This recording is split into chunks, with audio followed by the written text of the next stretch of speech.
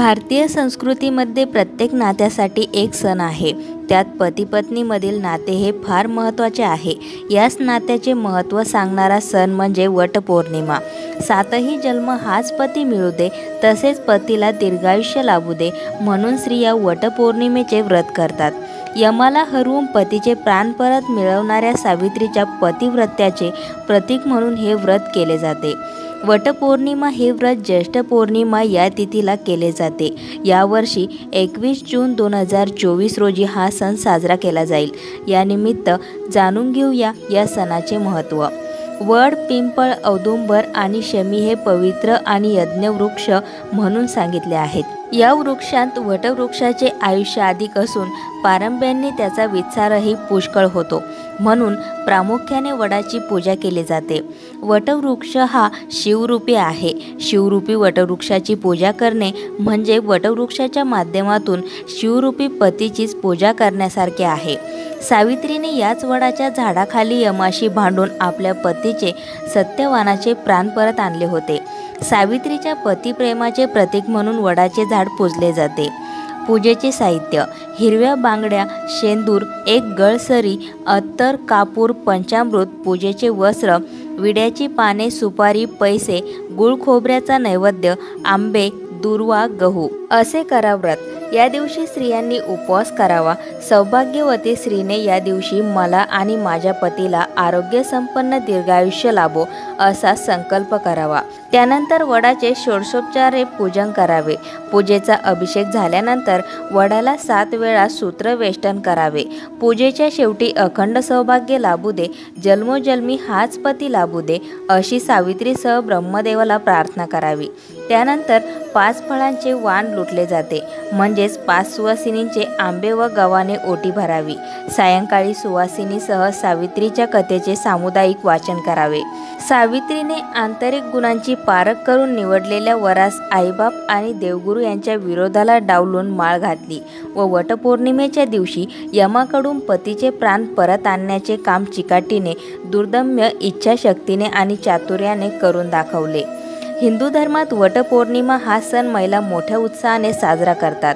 ज्येष्ठ महिन्यात येणारी पौर्णिमा हा दिवस वटपौर्णिमा म्हणून साजरा केला जातो. आपल्या पतीला उत्तम आयुष्य आणि आरोग्य लाभण्यासाठी हे व्रत करण्यात येतं. यात वडाच्या वृक्षाची पूजा केली जाते. या दिवशी स्त्रिया वटवृक्षाची पूजा करून मला व माझ्या पतीला आरोग्यसंपन्न आयुष्य लाभू दे, तसेच धनधान्य, मुले बाळ, संसाराचा विस्तार होऊन भरभराटी येऊ दे असे वटपौर्णिमेला गाराने घालतात. वट हा वृक्ष दीर्घायुषी असल्याने वृक्षांचे संवर्धन आणि जतन व्हावे या हेतूने वृक्षाची पूजा करण्याची कल्पना भारतीय संस्कृतीने स्वीकारली आहे. ज्येष्ठ शुद्ध त्रयोदशीपासून पौर्णिमेपर्यंत हे व्रत करावयाचे असते. 3 रात्र व्रत करावे असे सांगितले गेले आहे. तरी 3 दिवस व्रत उपवास करणे अशक्य असल्यास फक्त पौर्णिमेलाच उपवास करावा. या व्रताचा विधी: नदीकाठची वाळू आणून पात्रात भरून तिच्यावर सत्यवान आणि सावित्री यांच्या मूर्ती ठेवल्या जातात. मग त्यांची षोडशोपचारे पूजा केली जाते. त्यानंतर 5 अर्घ्ये घ्यावीत. मग सावित्रीची प्रार्थना करावी. पूजा झाल्यावर संध्याकाळी सुवासिनीसह सावित्रीची कथा ऐकावी. वटपौर्णिमा व्रत पूजा साहित्य आणि विधी: पौर्णिमेच्या पूजेसाठी काही लागणारे साहित्य: हळद, कुंकू, सावित्री आणि सत्यवानाची मूर्ती, धूप, दीप, उदबत्ती, निरांजन, 5 प्रकारची फळं, फुले, दिवा ठेवण्यासाठी रोवळी, वडाला गुंडाळण्यासाठी पांढरा दोरा, पाणी भरलेला लहान कलश, पंचामृत, हिरव्या बांगड्या.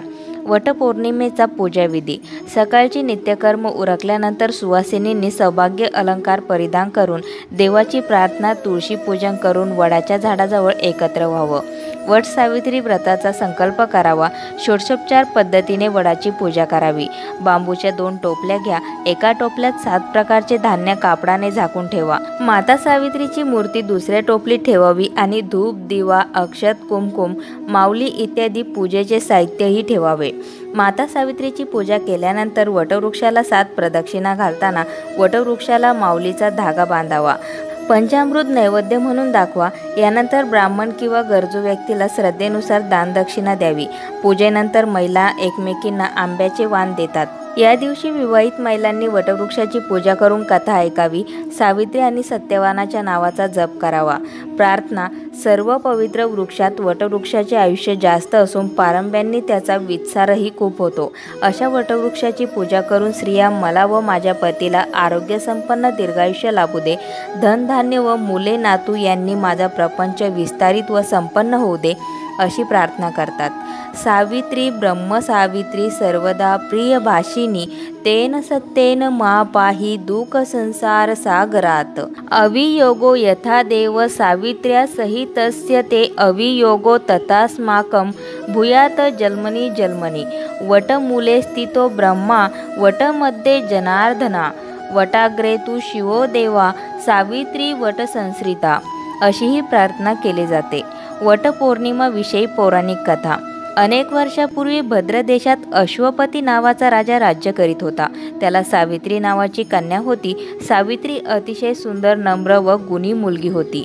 सावित्री उपवर झाल्यावर राजाने तिलाच आपला पती निवडण्याची परवानगी दिली. सावित्रीने सत्यवान नावाच्या राजकुमाराची निवड केली. सत्यवान हा शाल्व राजाच्या धूम्रसेन नावाच्या अंधराजाचा मुलगा होता. शत्रूकडून हरल्यामुळे आपल्या राणी व मुलासहित राजा जंगलात राहत होता. भगवान नारदाला सत्यवानाचे आयुष्य केवळ 1 वर्षाचेच असल्याचे माहीत असल्यामुळे त्यांनी त्याच्याशी लग्न करू नको असा सल्ला सावित्रीला दिला. पण सावित्रीने ते मान्य केले नाही. तिने सत्यवानाशी विवाह केला व जंगलात येऊन ती नवऱ्याबरोबर सासू सासऱ्याची सेवा करू लागली. सत्यवानाचा मृत्यू जेव्हा 3 दिवसावर येऊन ठेपला तेव्हा तिने 3 दिवस उपवास करून सावित्री व्रत आरंभिले. सत्यवान जंगलात लाकडे तोडण्यास निघाला असता सावित्री त्याच्याबरोबर गेली. लाकडे तोडता तोडता त्याला घेरी आली व तो जमिनीवर पडला. यमधर्म तिथे आला व सत्यवानाचे प्राण नेऊ लागला. सावित्री यमाच्या मागे आपल्या पतीबरोबर जाऊ लागली. यमाने अनेक वेळा सावित्रीस परत जाण्यास सांगितले, पण तिने साप नाकारले व पतीबरोबर जाण्याचा हट्ट धरला. अखेर कंटाळून यमाने पती सोडून तिला 3 वर मागण्यास सांगितले. सावित्रीने सासू सासऱ्याचे डोळे व राज्य परत मागितले व आपल्याला पुत्र व्हावा असा वर मागितला. यमराजाने गफलतीने तथास्तु म्हटले तेव्हा त्याला वचनबद्ध झाल्याची आठवण झाली व सत्यवानाचे प्राण परत करावे लागले. सत्यवानाचे प्राण सावित्रीने वडाच्या झाडाखालीच परत मिळवले. म्हणून ज्येष्ठ महिन्यात पौर्णिमेला स्त्रिया वडाच्या झाडाची पूजा करून उपवास करतात व वटसावित्री व्रत आचरतात. अशाच नवनवीन माहिती व्हिडिओसाठी मंगलम या चॅनलला सबस्क्राईब करून बेल आयकॉनला जरूर प्रेस करा.